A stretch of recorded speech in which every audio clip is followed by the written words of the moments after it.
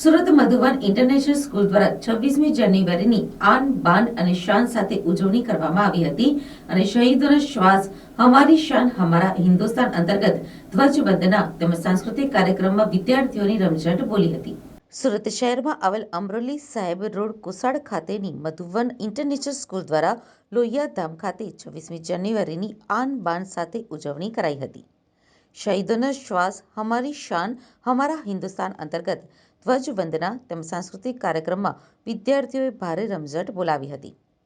75મા પ્રજાસત્તાક પર્વ નિમિત્તે ધ્વજવંદના સમારોહ તેમજ સાંસ્કૃતિક કાર્યક્રમનું સુંદર આયોજન કરવામાં આવ્યું હતું।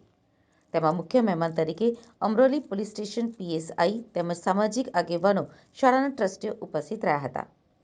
શાળામાંથી 300 કરતાં વધારે બાળકોએ આ સાંસ્કૃતિક કાર્યક્રમમાં ભાગ લીધો હતો, જેમાં શાળાના આચાર્ય દ્વારા મહેમાનોનું સ્વાગત કરવામાં આવ્યું હતું અને કાર્યક્રમને સફળ બનાવવા માટે શિક્ષક, વિદ્યાર્થીઓ તેમજ વાલીઓ દ્વારા રાષ્ટ્રગાન ગાઈને કાર્યક્રમને સફળ બનાવ્યો હતો।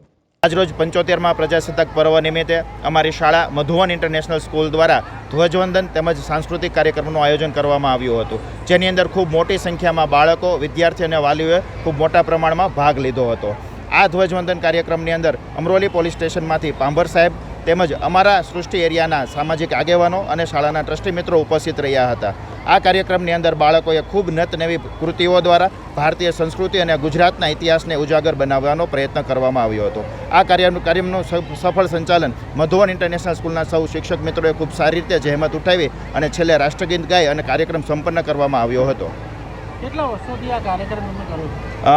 અમારી શાળા મધુવન ઇન્ટરનેશનલ સ્કૂલ દ્વારા છેલ્લા 5 વર્ષથી આવી રીતે ધ્વજવંદન તેમજ સાંસ્કૃતિક કાર્યક્રમનું આયોજન ભવ્યાતિ ભવ્ય રીતે કરવામાં આવે છે અને આ કાર્યક્રમ દ્વારા અમે આ સમાજ અને ભારત દેશને અલગ અને આગવી ઓળખ આપવા માટે સ્વચ્છતા અભિયાન, વૃક્ષારોપણ અભિયાન, બેટી બચાવો અભિયાન, સાક્ષરતા અભિયાન જેવા અલગ અલગ વિષયોની થીમ ઉપર અમે આ કાર્યક્રમોનું આયોજન કરતા આવ્યા છીએ।